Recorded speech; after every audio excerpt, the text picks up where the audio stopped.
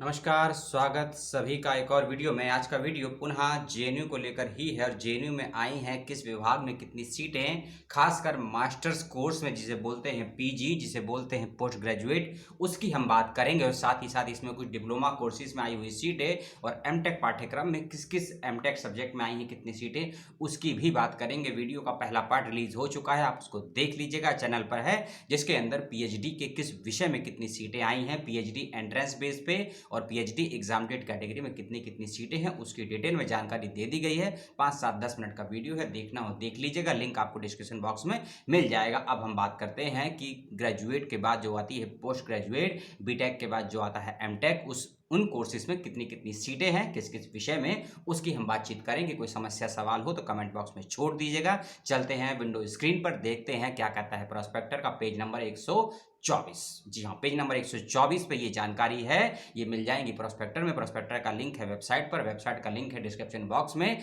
Video देखने के बाद, वीडियो देखते समय, वीडियो देखने के पहले भी आप डिस्क्रिप्शन बॉक्स को चेक कर लीजिएगा, जानकारी को मैचअप कर लीजिएगा कि जो मैं बोलता हूँ वह सही है या नहीं है। कुछ कन्फ्यूजन हो, कुछ डाउट हो तो कमेंट बॉक्स में छोड़ दीजिएगा। चलते हैं एमटेक को लेकर। एमटेक में आई हैं कंप्यूटर साइंस एंड टेक्नोलॉजी में 33 सीटें। MTech computer science and technology में आई हैं 33 सीटें और एमटेक इन डाटा साइंस में आई हैं 20 सीटें। ठीक है, उसके बाद है आपका एमटेक इन नैनो साइंस में 6 और एमटेक इन नैनो इलेक्ट्रॉनिक्स में 6 सीटें आई हैं। ठीक है, ये टोटल सीटें मैं आपको बता रहा हूँ, नंबर ऑफ कैटेगरीज। आप प्रोस्पेक्टर को डिटेल में पढ़ लीजिएगा, देख लीजिएगा, वहां आपको मिल जाएगी। उसके बाद है ये आपका MPH एक सब्जेक्ट है, यानी कि master of public health. Master of public health में आई है टोटल 11 सीटें। उसके बाद है एक post graduation diploma big data analysis, जिसमें आई हैं 10 सीटें। ये पीजी डिप्लोमा है, इस बात का ध्यान रखिएगा। अब आते हैं MA, MSc और MCA के कोर्सेज में किस सब्जेक्ट में कितनी सीटें हैं विद फैकल्टी के नाम के साथ में।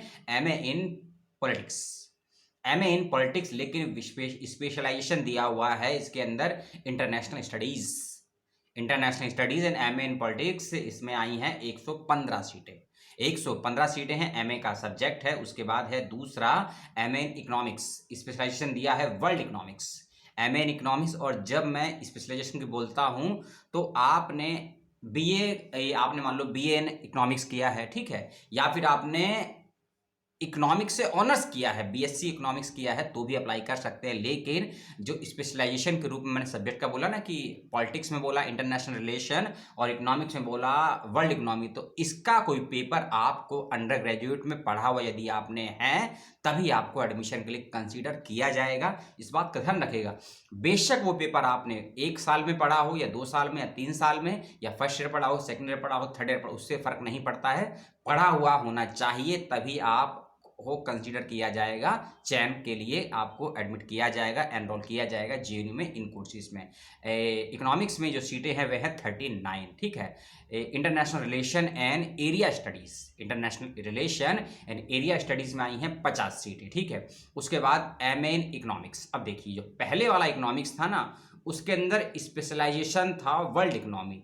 अभी जो दूसरा वाला है ये है economics studies and planning schools के सेंटर्स के अंतर्गत, और पहले वाला था इंटरनेशनल इकोनॉमिक्स, यानी कि इंटरनेशनल स्टडीज के लेवल पर भी MA इन इकोनॉमिक्स में अप्लाई कर सकते हैं और इंडियन परिप्रेक्ष्य में भी, इंडियन कॉन्टेक्स्ट में भी आप इकोनॉमिक्स में अध्ययन कर सकते हैं। इसमें आई हैं 96 सीटें, 96 सीटें।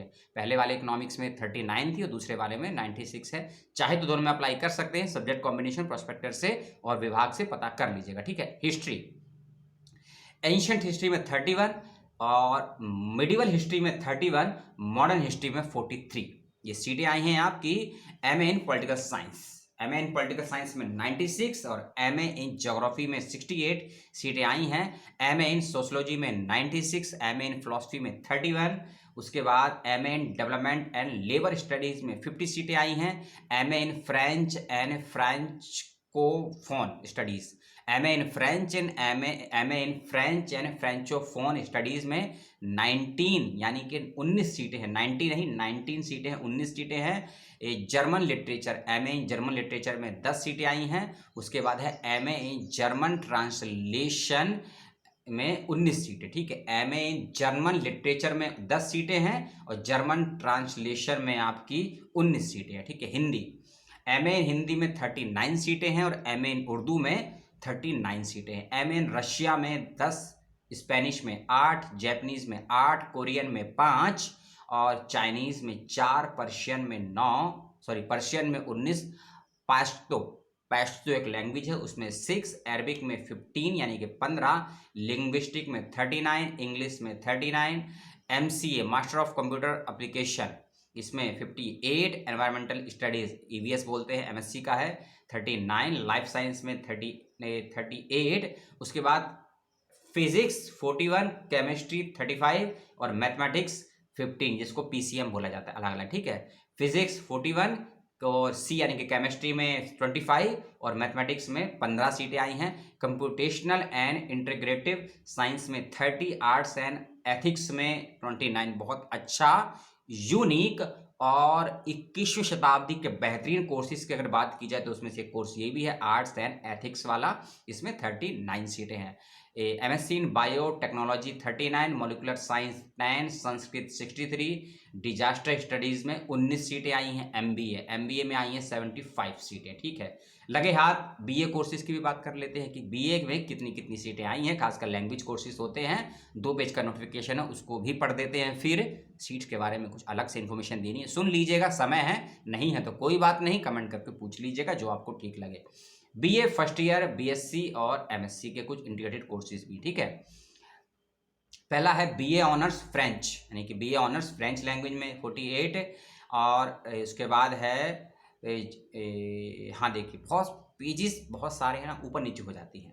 फ्रेंच में 48, जर्मन में 48, रशियन में 68, स्पेनिश में 39, जैपनीज में 48, कोरियन में 39 और उसके बाद है आपकी पर्शियन में 2 है, पर्शियन और पैश्तो, पर्शियन एंड पैश्तो, पर्शियन में 39, पैश्तो में 19 यानी कि 19, अरबिक में 39 और उसके बाद है एक इंटीग्रेटेड कोर्स जिसके मैंने आपको बताया था BSc MSc integrated program in ayurvedic biology, BSc MSc integrated program ayurvedic biology, इसके अंदर 20 सीटें हैं और ये है school of Sanskrit and Indic studies का कोर्स है, इस बात का ध्यान रखिएगा, ठीक है। उसके बाद कुछ और कोर्सेज हैं, उसके बाद है आपका उर्दू में 25 सीटें हैं, ठीक है ना। मास मीडिया इन उर्दू है और एक दूसरा उर्दू है, ठीक है, दोनों अलग अलग हैं, कॉप उर्दू और मास मीडिया उर्दू में 25-25 सीटें हैं। फिर आपका ये मंगोलियन एक लैंग्वेज कोर्स है, मंगोलिया एक देश का नाम है, उसकी भाषा है मंगोलियन, तो मंगोलियन लैंग्वेज में करना चाहते हैं, 19 सीटें हैं। मंगोलियन में एक और 19 सीटें हैं, कोर्स अलग अलग है, DOP है और COP है, इसको फुल फॉर्म डिपार्टमेंट के प्रोस्पेक्टर और वेबसाइट से देख लीजिएगा।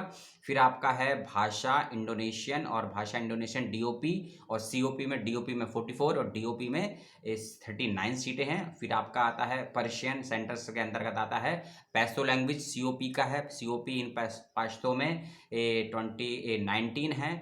DOP हिब्रू में 13, COP हिब्रू में 25, पाली भाषा है, पाली भाषा में 25, संस्कृत कंप्यूटेशनल लिंग्विस्टिक में 25, COP संस्कृत में 25, COP योगा फिलॉसफी में 25, COP वैदिक कल्चर में ये 25 सीटें हैं। ये कुछ सर्टिफिकेट कोर्स भी हैं, कुछ डिप्लोमा कोर्सेज हैं, कुछ BA कोर्सेज हैं, कुछ इंटीग्रेटेड है, ये हमने आपको बताए। MSc MCOM और BA और MA के पाठ्यक्रम में सीटें बताई, सीट को लेकर कन्फ्यूजन हो, प्लस MBA और BTech की MTech की सीटें भी बताई मैंने आपको। वीडियो का सेकंड पार्ट कैसा लगा मुझे नहीं पता, कमेंट करके बताइएगा। वीडियो के तीसरे पार्ट में हम बात करेंगे प्रोस्पेक्टस, एप्लीकेशन फॉर्म, कुछ जरूरी रूल्स एंड रेगुलेशन, और फिर से एक बात कहूँगा जो पहली वीडियो में भी कही थी पार्ट 1 को लेकर कि एक से अधिक पाठ्यक्रम में अप्लाई करते हैं ना तो सोच के करिएगा, अगर एडमिशन का एंट्रेंस टेस्ट एक दिन एक समय हो गया तो कैसे करेंगे मैनेज, और यदि काउंसलिंग या इंटरव्यू हुआ एडमिशन के वक्त तो कैसे करेंगे अपने आप को मैनेज। और कोविड के हालात जैसे हैं तो कुछ कह नहीं सकते कि एग्ज़ाम ऑनलाइन होगा या ऑफलाइन होगा, इंटरव्यू ऑनलाइन होंगे ऑफलाइन होंगे, काउंसलिंग ऑनलाइन होगी ऑफलाइन होगी, स्क्रीनिंग ऑनलाइन होगी ऑफलाइन, क्योंकि एंट्रेंस, इंटरव्यू, काउंसलिंग, इंटीग्रेशन और फेस टू फेस इंटरेक्शन ये सभी प्रोग्राम होते हैं अलग अलग यूनिवर्सिटी में अलग अलग तरीके से जेएनयू कौन सा अप्लाई करेगा, कैसे करेगा, कब तक करेगा, क्या डेट है, उसके बारे में बात करेंगे वीडियो के तीसरे पार्ट में। तब तक के लिए अपना आप लोगों का ध्यान रखिएगा। वीडियो को लेकर कोई सवाल प्रतिक्रिया हो तो कमेंट बॉक्स में छोड़ दीजिएगा। अपना आप लोगों का ख्याल रखिएगा, पुस्तक के पास रहिएगा, सीखते रहेंगे, जीतते रहेंगे। और जब तक जीतते रहेंगे, सीखने का कार्यक्रम दूसरों के लिए और दूसरों के द्वारा आप भी चलाते रहिए। कोई मेरा सहयोग चाहिए होगा तो ज़रूर बताइएगा। जय हिंद, सलाम।